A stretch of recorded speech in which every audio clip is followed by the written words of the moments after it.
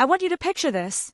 Your 7-year-old daughter blowing out candles on a pink unicorn cake, surrounded by classmates and balloons and laughter, while across the room, your husband and his father exchange a look that makes your stomach drop. That's where the story begins. That's the moment I realized my marriage wasn't just ending, it was being weaponized. And if you think you know how this ends, I promise you don't. Before I go any further, I need you to do something for me. Drop a comment and tell me where you're watching this from, because what I'm about to share isn't just my story. It's a story about what happens when you underestimate the quiet ones. And if you want more stories like this, real accounts of betrayal, survival, and the kind of revenge that doesn't involve violence but hits so much harder, check the description box below. Trust me, you'll want to hear what happens when people push the wrong person too far. My name is Claire. I'm 43 years old, and until 18 months ago, I thought I had built a good life. Not perfect, God knows it wasn't perfect, but good, solid. My husband Marcus and I had been married for 9 years. We had our daughter, Lily, who was everything bright and innocent in a world that felt increasingly complicated. We lived in a 3-bedroom colonial in Westchester County, the kind of house with a front porch and a tire swing, and neighbors who waved when you pulled into the driveway. Marcus worked in finance. I'd left my job in marketing when Lily was born, something we'd agreed on together, though looking back now, I wonder if that decision was the first brick in a wall I didn't see being built around me. Marcus's family had money. Not billionaire money, but enough that they never worried, never struggled, never had to make the kinds of choices my family made when I was growing up. His father, Gerald, owned a commercial real estate company that had been in the family for 3 generations. Marcus's mother, Diane, spent her days at country club luncheons and charity galas, the kind of woman who smiled with her mouth but never her eyes. They tolerated me at first, Marcus's choice, his little rebellion against the society girls they'd lined up for him. But tolerance isn't the same as acceptance. I learned that the hard way. The cracks started small. A comment here about how I dressed Lily for a family gathering. A raised eyebrow there when I mentioned I was thinking about going back to work part-time.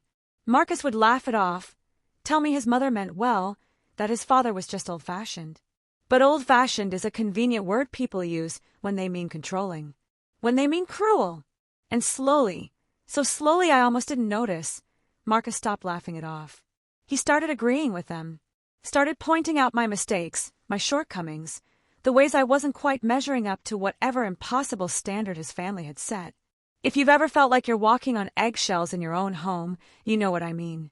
You know that specific kind of exhaustion that comes from trying to anticipate someone's mood before they even walk through the door. That's what my life became. And the worst part, I told myself it was normal. That all marriages went through rough patches. That I just needed to try harder. Then came the affair. I found out 6 months before Lily's 7th birthday, though I'm certain it had been going on much longer than that. Her name was Simone. She was 28, worked at Marcus's firm as a junior analyst, and looked exactly like the kind of woman Diane would have chosen for her son. Tall, blonde, pedigreed, with a last name that opened doors and a trust fund that made her financially untouchable. I found the text messages by accident. Or maybe not by accident. Maybe some part of me had been looking, had been sensing the distance growing between us, the late nights, the sudden interest in buying new cologne and working out more. The messages were explicit. Not just sexual, though they were that too, but intimate in a way that hurt worse than any physical betrayal. They talked about me, about what a burden I was, about how once Marcus dealt with the Claire situation, they could finally be together properly. Simone called me the dead weight. Marcus laughed and agreed. He called me a mistake he'd made when he was too young to know better. I sat in our bedroom, phone in my shaking hands, and something inside me went very quiet. Not hysterical, not broken, just quiet, clear. Because in that moment, I understood something crucial. Marcus wasn't planning to just leave me. He was planning to destroy me, and his family was going to help him do it. I didn't confront him that night. I didn't scream or throw things or demand answers. Instead, I put the phone back exactly where I'd found it, went downstairs, and made dinner like I did every night. When Marcus came home, I smiled. I asked about his day. I played the role I'd been playing for years, but this time, I was performing. This time, I was gathering information. Over the next few weeks, I started paying attention differently.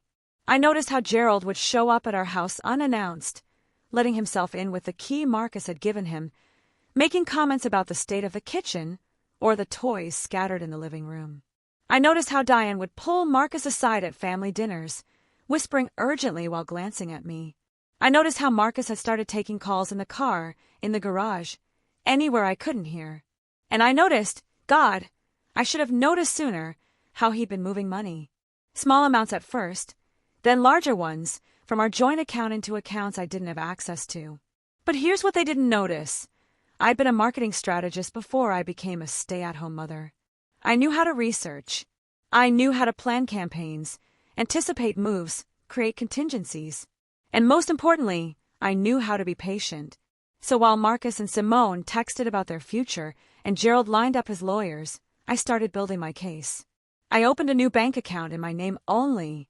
I started forwarding suspicious emails to a private folder.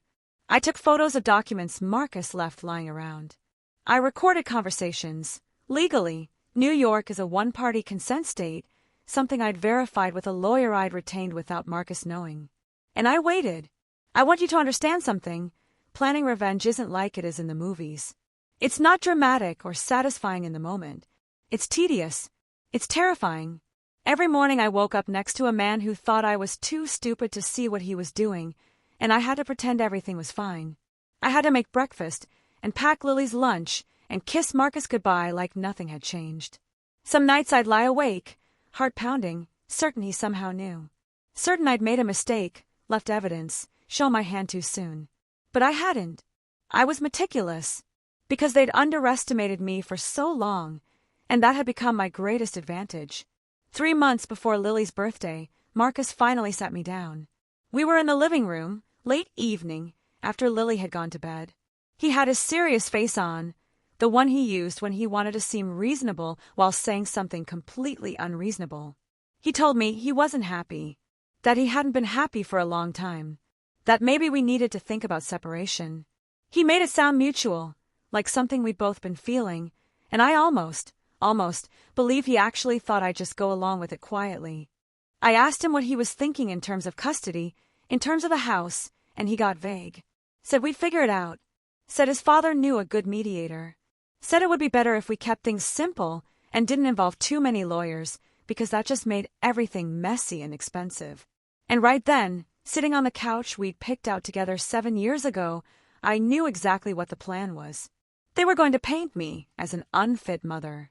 They were going to use their money and their lawyers and their connections to take Lily from me, and they'd leave me with nothing.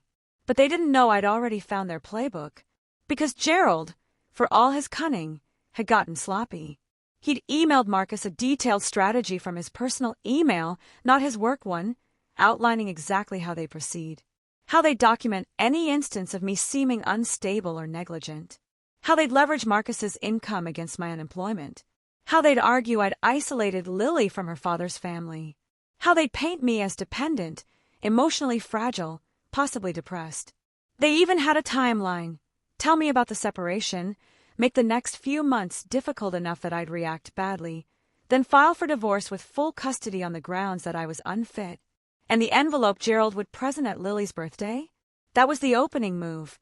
Divorce papers, served publicly, designed to humiliate me in front of friends and family, to make me seem blindsided and unstable when I inevitably reacted. Marcus would film it. I'd seen the notes about documenting my emotional volatility, and they'd use that footage in court. It was cruel. It was calculated. It was supposed to be foolproof. Except I'd had months to prepare, months to build my counteroffensive.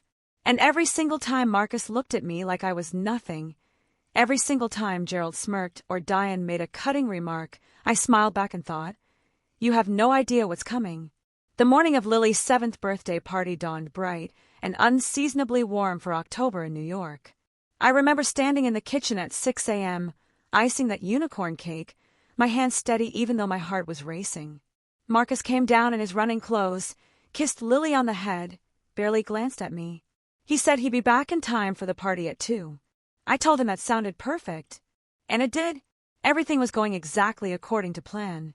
Both his plan and mine.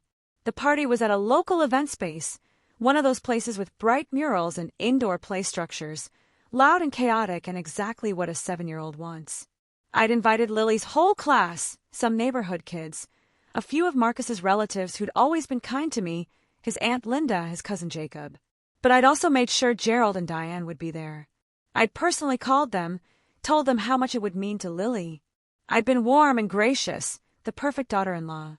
They'd agreed immediately, probably thrilled at the opportunity to execute their plan in front of witnesses.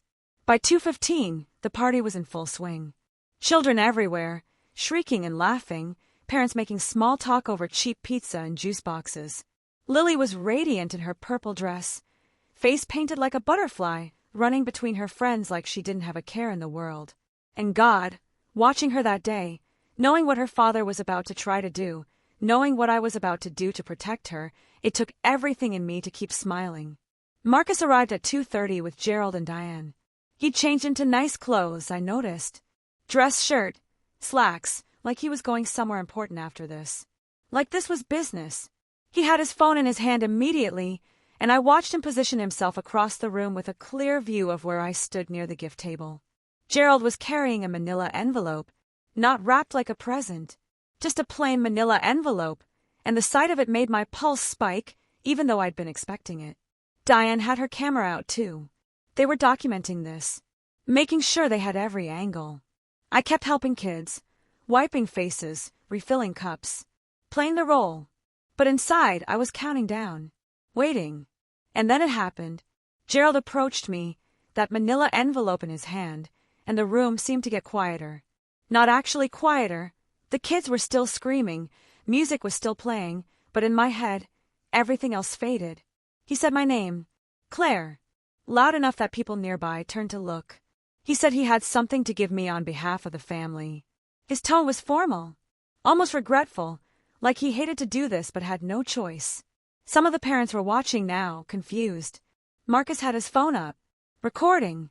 His face was carefully neutral, but I could see the anticipation in his eyes.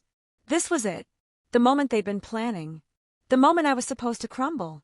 I looked at Gerald, at that envelope, at Marcus filming me, at Diane hovering nearby with her camera, and something fascinating happened. I felt calm, completely, utterly calm, because they thought this was their moment, but they had no idea they were actually in mine. I smiled, not a fake smile, a real one. I said thank you, how thoughtful, and took the envelope from Gerald's hand. I didn't open it, didn't react, just held it against my chest and excused myself, saying I needed to use the restroom. I walked away calmly, deliberately, feeling their eyes on my back, feeling the confusion. I'd ruined their moment by not giving them what they wanted, the shock, the tears, the breakdown. But I wasn't done yet, not even close. In the bathroom, I locked the door and opened the envelope with shaking hands. Divorce papers, just as I'd expected. Petition for full custody. Allegations of emotional instability and neglect. All lies, all carefully worded by expensive lawyers. It was brutal in its efficiency. And attached to it, a note in Gerald's handwriting. For Lily's sake, don't make this harder than it needs to be. The arrogance. The absolute certainty that I'd just fold. That I'd be so devastated I'd just give up. I took out my phone and photographed every page. Sent them to my lawyer, Sarah Chun, who I'd retained 4 months ago and who'd been helping me prepare for exactly this scenario. Then I texted her, "It's happening." She responded immediately, "Phase 2. You ready?" I typed back, "Yes." Here's what Marcus and Gerald didn't know. Here's what all their planning and their lawyers and their money hadn't accounted for. I'd been gathering evidence for half a year. I had copies of every financial transaction Marcus had hidden. I had recordings of Gerald admitting he planned to use his influence to sway the custody case. I had text messages between Marcus and Simone discussing how they'd get rid of me and make sure I couldn't claim any of Marcus's assets. I had documentation of Diane coaching Marcus on what to say to make me look bad. And most importantly, I had proof that Marcus had been systematically moving marital assets into accounts I couldn't access, which in New York is a very serious problem when you're filing for divorce. But even more than that, I'd done something they never expected. I'd gone back to work. Not publicly. I hadn't told Marcus or his family. But 3 months earlier, I'd reached out to my old company. They'd been thrilled to hear from me. They offered me a remote consulting position. Immediately, with a salary that wasn't quite what I'd made before but was significant enough to prove I wasn't the dependent, unemployable burden Marcus was going to claim I was. I'd been banking that money secretly, building up my own resources, making sure I could afford the legal fight that was coming. And I documented everything about Lily's care. Every school event I attended, every doctor's appointment I scheduled, every playdate I arranged. I had emails from her teachers praising my involvement. I had photos and videos of our life together, proof that I was a devoted mother, that Lily was thriving, that there was no neglect, no instability, nothing but a father and his family trying to take her away from me for no reason except that they could. I took a breath, looked at myself in that bathroom mirror and thought, this is it. This is where everything changes. Then I walked back out to the party. Marcus caught my eye immediately. He looked pleased with himself, expectant, waiting for the fallout. Gerald was talking to Diane, both of them glancing at me. Some of the other parents were looking at me too, clearly uncomfortable, sensing something had happened but not sure what. And Lily, God, Lily was still playing, still oblivious, and I was so grateful for that. Whatever came next, at least she'd had this moment. At least she'd had her party. I walked over to where Marcus stood.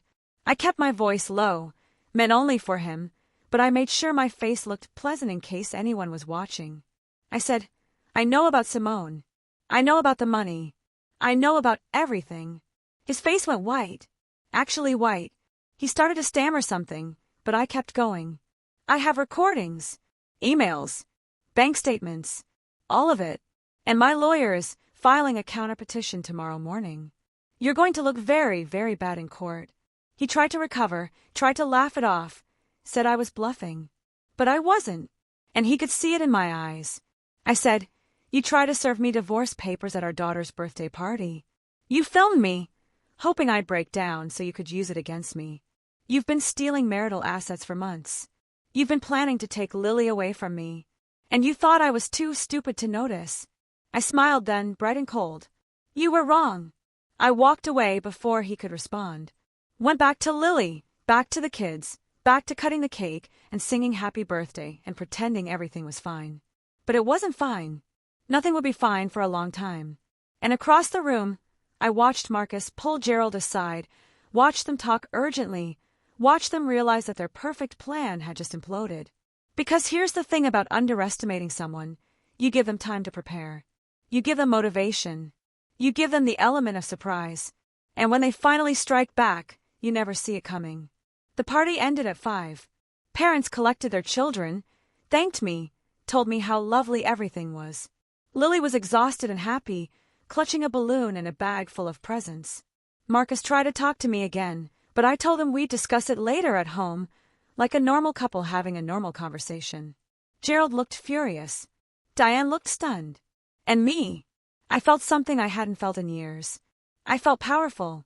That night, after Lily was asleep, Marcus confronted me in our bedroom. He was angry now, all pretense of civility gone. He demanded to know what I thought I was doing, told me I was making a huge mistake, that I had no idea who I was dealing with. I let him rant, let him threaten. And when he was done, I said very calmly, I'm dealing with a man who betrayed me, who planned to humiliate me, who tried to take my daughter away. And I'm dealing with a family that thought they could destroy me because they have money and I don't. But money doesn't win every fight, Marcus. Sometimes preparation does. Sometimes patience does. I told him he needed to leave. Pack a bag, go stay with his parents. With Simone, I didn't care. But he needed to leave our house tonight. He didn't want to. He argued, said it was his house too, that I couldn't kick him out. So I played him the recording. The one where he and Gerald discussed how they'd make me look unstable. The one where Marcus admitted he'd been planning this for months. The one that would absolutely destroy him in any custody hearing. He listened, face getting redder and redder, and when it finished, he grabbed his keys and walked out without another word. I locked the door behind him and sank down to the floor, shaking. Not from fear, from relief, from exhaustion, from the sheer weight of months of pretending, of planning, of being 10 steps ahead while pretending to be nowhere at all. I'd done it. I'd actually done it. But the fight was just beginning. If you've ever fought for something that mattered more than anything else in your life, You know that feeling. That terrifying, exhilarating moment when you realize there's no going back. That's where I was. And if you're still watching, if you've made it this far, I want you to take a second and subscribe if you haven't already. Hit that notification bell. Because the story isn't over. Not by a long shot. And what came next? The legal battle, the revelations, the final reckoning. It's going to show you exactly what happens when someone who's been pushed too far finally pushes back. Check the description box below for more stories like this. Stories about real people who refused to be victims, who fought back and won. The next 3 months were the hardest of my life. Marcus moved in with Gerald and Diane, and together they hired one of the most aggressive divorce attorneys in Westchester County. A man named Donald Kreider, who specialized in high-net-worth divorces and had a reputation for being ruthless. They filed a counter-response to my petition, denying everything, and formally requested full custody of Lily with supervised visitation for me. They claimed I had been secretly recording conversations without consent. False. I'd verified the legality, and that I'd stolen marital funds. Also false. Every dollar I'd earned from my consulting work was mine alone. They painted me as vindictive, unstable, and dangerous. The first few weeks, I barely slept. Every morning I'd wake up with my stomach in knots, checking my phone for updates from Sarah, wondering what new accusation they'd manufactured. They had money, and they were using it. They deposed my friends, trying to find someone who'd say something negative about me. They hired a private investigator who followed me to the grocery store, to Lily's school, trying to catch me doing what? I didn't know. Being human. Making a mistake. But I didn't give them anything. I was meticulous. I documented everything. Every pickup, every meal, every bedtime story. I became obsessed with being perfect because I knew they were watching. Lily knew something was wrong, even though I tried to shield her. She asked where Daddy was, why he wasn't living at home anymore, why Grandpa Gerald seemed angry all the time. I told her Mommy and Daddy were having some grown-up problems, but that we both loved her very much.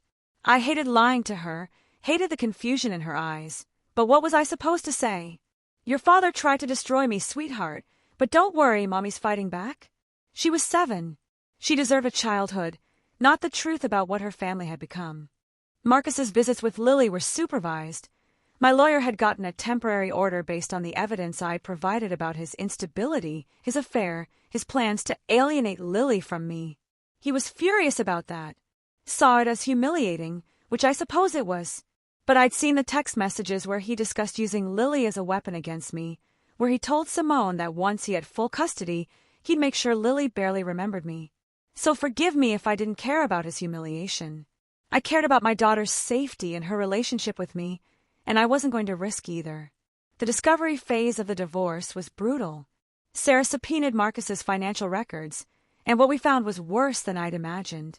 Over the course of our marriage, Marcus had systematically moved over $300,000 in marital assets into offshore accounts I'd never known existed. Money that should have been ours, money from bonuses, investments, even the sale of a property his parents had gifted us, all hidden. And the paper trail led directly back to Gerald, who'd helped him set up the accounts, who'd advised him on how to hide the money, who'd essentially been planning for this divorce before Marcus had even mentioned it to me. Sarah was brilliant. She built a case that showed a pattern of financial abuse and deception that went back years. She showed that Marcus and his family had been systematically positioning to leave me with nothing, and she argued that this demonstrated a fundamental unfitness for custody, because what kind of father tries to impoverish his child's mother? The judge, a stern woman named Patricia Holloway, seemed increasingly unimpressed with Marcus and his legal team as the case progressed. Then came the depositions. Marcus was deposed first, and according to Sarah, he fell apart. He got defensive, angry, started blaming me for everything. Said I'd neglected Lily. Said I'd been emotionally absent. But when Sarah asked him to provide specific examples, he couldn't. He stammered. He contradicted himself. He admitted under oath that he'd been having an affair for over a year and had lied to me repeatedly. He admitted he'd moved money without telling me. And when Sarah played portions of the recordings I'd made, the ones where he and Gerald discussed their strategy, he tried to claim they were taken out of context, which only made him look worse. Gerald's deposition was even more damaging. He was arrogant, dismissive of me, openly contemptuous. He stated that he'd never thought I was good enough for his son, that the marriage had been a mistake, that I was a gold digger who trapped Marcus with a pregnancy. Except Lily hadn't been a trap. She'd been planned, wanted, celebrated. And Sarah had the emails to prove it. Emails from before Lily was born where Marcus was excited about becoming a father, where Gerald himself had congratulated us. Gerald's disdain was so obvious, so ugly, that it became clear to everyone in that deposition room what this was really about: control. Power. Punishing me for daring to stand up to them. But here's where things got interesting. During Diane's deposition, something unexpected happened. She broke. Not dramatically. Diane wasn't the dramatic type, but quietly, almost imperceptibly. Sarah asked her about her relationship with me, about whether she'd ever seen me mistreat Lily, and Diane paused. For a long time. Then she said, very softly, that no, she'd never seen anything like that. That I'd always been a devoted mother. That Lily loved me. Sarah pressed. Then why was she supporting the custody petition? And Diane looked at her lawyer, at Gerald's lawyer, and said, because Gerald said it was necessary. That deposition transcript changed everything. It showed that even Diane, who'd never particularly liked me, couldn't actually substantiate the claims Marcus and Gerald were making. It showed that this entire custody battle was being driven by Gerald's vindictiveness, not by any real concern for Lily's welfare. Sarah used that transcript to file a motion arguing that the custody petition was frivolous and should be dismissed, and Judge Holloway agreed to hear arguments. The hearing was in January, 3 months after Lily's birthday party. The courtroom was cold and formal, all wood paneling and fluorescent lights. Marcus sat on one side with his legal team, Gerald and Diane behind him. I sat on the other side with Sarah, my hands folded in my lap, trying to look calm even though I felt like I might throw up. Lily wasn't there. Thank God. She was at school, insulated from this nightmare. Judge Holloway was direct. She said she'd reviewed all the evidence, all the depositions, all the financial records. She said it was clear to her that Marcus had engaged in financial misconduct and that his family had attempted to manipulate the legal system to punish me. She said that while she understood divorces were difficult, using a child as a weapon was unacceptable. Then she denied the petition for full custody. She granted me primary physical custody of Lily, with Marcus having standard visitation rights. She also ordered Marcus to return all hidden marital assets and pay my legal fees, which by that point were substantial. I didn't cry. Not there, not in that courtroom. But I felt something break open inside me, some knot of tension I'd been carrying for so long it had become part of who I was. I'd won. Not everything. There was still the divorce itself to finalize, property to divide, years of court dates and negotiations ahead. But I'd won the thing that mattered most. Lily was staying with me. Marcus looked devastated. Gerald looked furious. Diane looked tired. And me. I felt vindicated. Not happy, exactly. There was too much loss, too much pain for happiness, but vindicated. They tried to destroy me and I'd survived. After the hearing, Sarah pulled me aside in the courthouse hallway. She said I'd done well, that I'd been strong, that I should be proud. I asked her what came next, and she said honestly, probably more fighting. Marcus could appeal, could drag this out for years if he wanted to. But we had momentum now. We had a judge on our side. We had the truth. I thanked her, hugged her, and walked out of that courthouse into the cold January afternoon feeling lighter than I had in months. That night, I picked Lily up from school and took her to her favorite diner. We got milkshakes and French fries, and I let her order dessert even though it was a weeknight. She was chattering about something that happened in art class, something about finger painting and her friend Emma, and I just watched her. My daughter. My beautiful, smart, resilient daughter who deserved so much better than the mess her father and I had made. I made a silent promise to her right then. I would never let anyone hurt her like this again. I would protect her, no matter what it cost me. But even as I made that promise, I knew the real cost hadn't been the legal fees or the sleepless nights. The real cost had been what this fight had done to my faith in people, in family, in the idea that love meant anything. Marcus and I had promised to build a life together, and he'd burned it down without a second thought. His family had tried to take my daughter from me just because they could, just because they thought I was beneath them. That kind of betrayal doesn't just go away. It changes you. And it had changed me.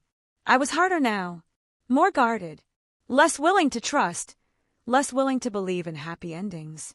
But I was also stronger. More certain of who I was and what I was capable of. I'd fought one of the ugliest battles a person can fight, and I'd won. And if that meant I'd lost some of my softness, some of my optimism, well, that was the price. And I paid it willingly. The divorce was finalized in April, 6 months after that birthday party that had started everything. By then, the fight had lost some of its intensity. Marcus had accepted that he wasn't getting full custody. Gerald had stopped trying to intimidate me through lawyers and money. Even Diane, in her own way, had backed off. I think watching it all play out had exhausted them too. They'd thrown everything they had at me, and I was still standing. Eventually, they had to accept that. The settlement was fair, though it had taken months of negotiation to get there. Marcus returned the hidden assets. Or most of them. There were some he claimed had been spent, which Sarah suspected was a lie, but we couldn't prove. I got the house, which meant Lily could stay in her school, in her neighborhood, with her friends. Marcus got visitation every other weekend and one evening a week. The visits remained supervised for the first 3 months, then transitioned to unsupervised once he completed a court-mandated co-parenting class, which I'm told he resented deeply. Good. Maybe it taught him something. But here's what nobody tells you about winning. It doesn't feel the way you think it will. I'd spent months imagining this moment, the moment when it would all be over, when I could finally breathe again. And yes, there was relief. Enormous relief. But there was also grief. Grief for the marriage I'd thought I had, for the man I'd thought Marcus was, for the family I'd believed we were building. That grief didn't disappear just because I'd won in court. If anything, it became more acute. Because now there was nothing left to fight, nothing left to distract me from the reality that my daughter's father had tried to destroy me, and his family had helped him do it. The first few months after the divorce were strange. Lily adjusted better than I expected. Kids are resilient in ways that break your heart. She settled into the new routine, accepted that Daddy lived somewhere else, that we had a schedule now. She didn't understand why, not fully, but she rolled with it the way children do. Me. I had to learn how to be myself again. I'd been in survival mode for so long, every decision strategic, every word measured. Now I could just exist. It was disorienting. I also had to reckon with what I'd done to win. The recordings, the surveillance, the months of pretending. I'd become someone I didn't fully recognize. Someone calculating and hard and willing to do whatever it took. I told myself it was necessary, that I'd been protecting Lily, and that was true. But it had cost me something too. Some part of myself that believed in the goodness of people, in the possibility of fairness without a fight. Sarah, my lawyer, checked in with me occasionally in those first few months. We'd become something like friends through the process, bonded by the intensity of what we'd gone through together. She told me I should be proud, that I'd fought an incredibly difficult battle and won. I told her I mostly felt tired. She laughed and said that was normal, that the adrenaline crash after a case like this could last months. She was right. For weeks, I felt like I was moving through fog, going through the motions of life, but not fully present. But slowly, incrementally, things got better. I started picking up more consulting work. My old company offered me a full-time remote position, and I took it. Having my career back, having my own income, my own identity beyond Marcus's ex-wife, or Lily's mom, it helped. I made a new friend, another single mother at Lily's school whose husband had left her for a younger woman. We joked darkly about the cliches we'd become, then take our kids to the park and watch them play and feel grateful for what we'd salvaged from the wreckage. Marcus and I developed a cold, functional co-parenting relationship. We communicated through a court-mandated app that kept records of everything we said, which meant he was polite and appropriate because he knew it could be used against him. The warmth, the history, the years we'd spent together, all of that was gone. He was just the man I had to coordinate with about school events and doctor's appointments. Nothing more. Gerald and Diane faded from my life almost entirely. They saw Lily when she was with Marcus, but they didn't reach out to me, didn't try to rebuild any kind of relationship. I think they were embarrassed, though neither of them would ever admit it. I think they knew how badly they'd miscalculated, how thoroughly they'd underestimated me. And I think some part of them, maybe not Gerald, but Diane, felt guilty about what they tried to do. The envelope at the birthday party, the public humiliation they planned, it had been cruel. Unnecessarily cruel. And it had backfired spectacularly. About a year after the divorce was finalized, something interesting happened. Simone left Marcus. I only know because Linda, Marcus's aunt who'd always been kind to me, mentioned it during one of her occasional check-ins. Apparently, once Marcus wasn't the exciting forbidden affair anymore, once he was just a divorced father with baggage and a tarnished reputation, Simone lost interest. She'd moved on to someone else at the firm, someone younger, unencumbered. Linda said Marcus had been devastated. She told me this carefully, watching my face for a reaction, maybe expecting me to gloat or feel vindicated. But I didn't feel anything. Not satisfaction, not schadenfreude, nothing. Marcus's pain wasn't my concern anymore. His choices had led him exactly where he was, and whatever consequences he faced now, he'd earned them. I thanked Linda for telling me and changed the subject. I meant it when I said I'd moved on. Not from the hurt, that would take longer, but from caring what happened to him. Lily's 8th birthday came around, and I threw her a party at our house. Just a small gathering. Her closest friends, Linda and Jacob, a few neighbors. No event space, no grand gestures, just cake and games in our backyard. It was perfect, uncomplicated, and watching Lily laugh with her friends, no undercurrent of tension or schemes, I realized how far we'd come. A year ago, I'd been standing in a party venue accepting an envelope designed to destroy me. Now I was here, in my own home, with my daughter safe and happy, and none of the people who'd tried to hurt us had any power anymore. That night, after everyone had gone and Lily was asleep, I sat on the back porch with a glass of wine and thought about everything. The marriage, the betrayal, the fight, the victory. And I realized something important. I wasn't the same person I'd been when all this started. That Claire, the one who tried so hard to please everyone, who'd made herself smaller to fit into Marcus's family, who doubted herself constantly, she was gone. The woman I'd become was harder, yes. More guarded, definitely. But also stronger. Clearer about who she was and what she'd tolerate. And while I mourned the innocence I'd lost, I couldn't regret the strength I'd gained. People ask me sometimes, other divorced women who hear bits and pieces of my story, how I did it. How I stayed calm. How I planned so carefully. How I didn't break when everything felt impossible. And the truth is complicated. Some days I didn't stay calm. Some nights I cried until I couldn't breathe.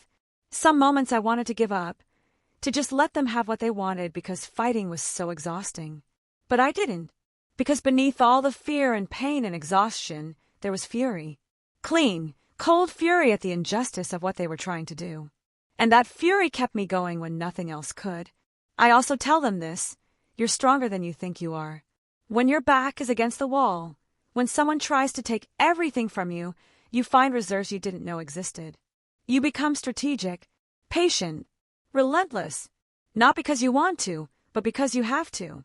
Because the alternative, losing, surrendering, letting them win, is unthinkable. And once you tap into that strength, once you realize you're capable of fighting back and winning, it changes you permanently. You can never go back to being the person who didn't know she could do that. There's a photo from Lily's 8th birthday that I keep on my dresser. It's just the two of us, arms around each other, both grinning at the camera. Lily's wearing a blue dress she picked out herself, and I'm wearing jeans and a t-shirt, my hair pulled back in a messy ponytail. We look happy, relaxed, like a mother and daughter who've weathered a storm and made it to the other side. And the storm Marcus and his family had created had been vicious and calculated, designed to break me. But I'd refused to break. I'd fought back with every weapon I had, and I'd won. Looking at that photo now, 2 years after everything happened, I feel proud. Not of the marriage ending, I'd never wanted that, but of how I'd handled it. Of the mother I'd been for Lily throughout the nightmare. Of the woman I'd become through the process. I'd been tested in ways I'd never imagined, pushed to limits I didn't know I had, and I'd survived. More than survived, I'd prevailed. And here's what I want you to understand. Especially if you're going through something similar, they can have money, power, connections, all the advantages in the world. But if you have the truth, if you have patience, if you're willing to prepare and strategize and wait for the right moment, you can win. It won't be easy. It won't be quick. There will be moments when you want to quit, when the fight seems impossible. But if you hold on, if you document everything and plan carefully and refuse to let them intimidate you, you can come out the other side intact. The envelope Gerald handed me at that birthday party was supposed to be the beginning of my humiliation and defeat. They'd planned it so carefully, anticipated my shock and pain, prepared to use my reaction against me. But what they didn't anticipate was that I'd already been planning too. That I'd seen them coming and prepared accordingly. That I'd spent months building my counteroffensive while pretending to be oblivious. Their biggest mistake was assuming I was weak. Their second biggest mistake was giving me time to prove I wasn't. I won't pretend the experience didn't leave scars. I'm more cynical now, slower to trust, quicker to protect myself. I second-guess people's motives in ways I never did before. When Lily asks about marriage someday, about love and commitment, I'll have to figure out how to explain that it's possible to build something beautiful with someone and have them destroy it anyway. That loving someone doesn't guarantee they'll treat you with respect or kindness or basic human decency. Those are hard truths, and I wish she didn't have to learn them from her parents' broken marriage. But I also hope she learns other truths from watching me. That you don't have to accept mistreatment just because it comes from someone you love.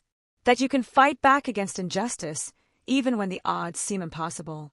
That being underestimated can be an advantage if you're smart about using it. That strength isn't about never being hurt, it's about refusing to stay down when someone tries to destroy you. Lily is 9 now, thriving in school, surrounded by friends, seeing a wonderful therapist who's helping her process the divorce in age-appropriate ways. She has a good relationship with Marcus, or at least a functional one.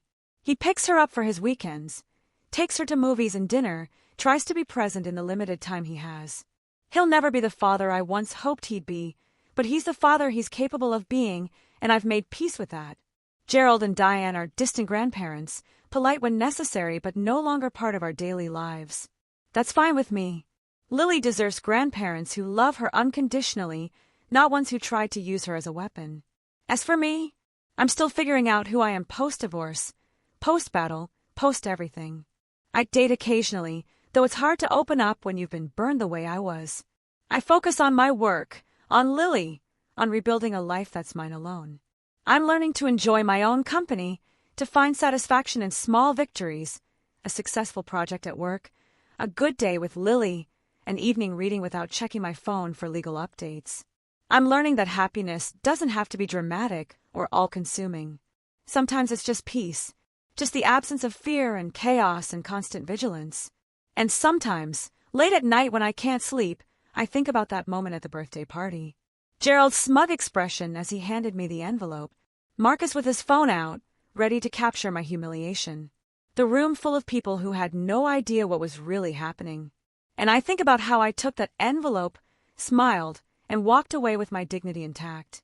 How I'd spent months preparing for that exact moment. How they'd thrown their best punch, and I'd barely flinched because I'd already braced for impact.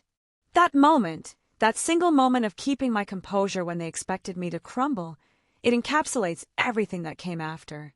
The strength, the strategy, the refusal to be what they expected me to be. They wanted a victim. They got an adversary. They wanted someone who'd fold under pressure. They got someone who'd spent months pressure testing her own case, finding weaknesses, shoring up defenses. They wanted easy. They got impossible. If there's a lesson in all of this, it's that people will underestimate you at their own peril. Especially women. Especially women who've been taught to be accommodating, who've made themselves smaller to fit into other people's lives, who've sacrificed their own ambitions for their families. People look at women like that and assume weakness, assume compliance, assume that you can push them as far as you want and they'll never push back. But quiet doesn't mean weak. Accommodating doesn't mean doormat. And the woman who's been planning in silence while you plotted her destruction? She's the one you should have feared all along. Because she knows things you don't. She's prepared for scenarios you haven't considered. And when she finally acts, it won't be impulsive or emotional or easy to dismiss. It'll be calculated, documented, legally sound, and absolutely devastating. That's what Marcus and his family learned. That's the lesson they paid dearly for. And while I take no joy in their suffering, I take enormous satisfaction in knowing that they'll never underestimate anyone like that again. That's somewhere in the back of Gerald's mind. Whenever he's tempted to manipulate or intimidate someone, there's a voice that whispers, "Remember Claire. Remember how badly you miscalculated. Remember how thoroughly she outmaneuvered you. I'm rebuilding my life now, piece by piece on my own terms. No one tells me how to dress, or parent, or spend my time. No one makes me feel inadequate or less than. I answer to myself, to Lily, and to no one else. And there's a freedom in that I never experienced during my marriage. A lightness, a sense that my life is actually mine, not something I'm borrowing or performing for someone else's approval. Would I go back and change things if I could? Stop the affair? Prevent the divorce? Save the marriage? I honestly don't know. There's a version of me that mourns what I thought we had, that wishes Lily could have grown up in an intact family. But that family was built on lies and imbalance and a fundamental lack of respect. That marriage required me to shrink and comply and accept treatment I never should have accepted.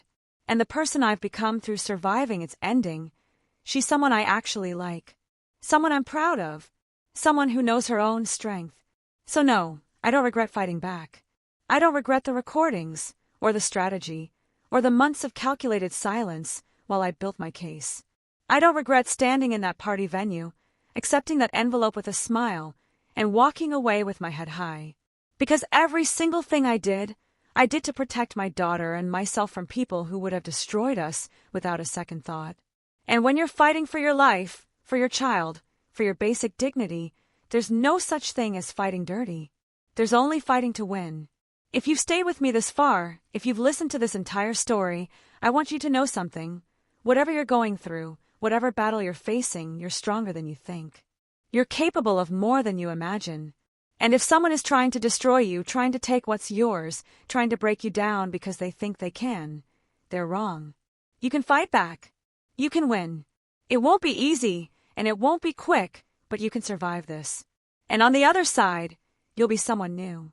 Someone harder, maybe, but also someone who knows exactly what they're made of. Thank you for listening to my story. I know it wasn't easy, and I know it's not the kind of fairy tale ending we're taught to hope for. But it's real. It's mine. And it's proof that sometimes the best revenge isn't dramatic or violent or even visible. Sometimes the best revenge is simply surviving, thriving, and knowing that the people who tried to destroy you failed. Completely and utterly failed. If you want to hear more stories like this, real accounts of survival, resilience, and the kind of justice that happens when people underestimate the wrong person, check the description box below. There are more stories there, more voices, more proof that you're not alone in whatever battle you're fighting. Subscribe if you haven't already. Share this if it resonated with you. And most importantly, remember, quiet doesn't mean weak. It never has. And to Marcus, Gerald, and Diane, if you're somehow watching this, thank you. Thank you for underestimating me. Thank you for giving me the motivation to become the person I am today. Thank you for teaching me exactly how strong I could be when I needed to be. I wouldn't wish the experience on anyone, but I wouldn't trade who I've become for anything. This is Claire, signing off. Stay strong out there. And never, ever let anyone make you feel like you're not capable of fighting back.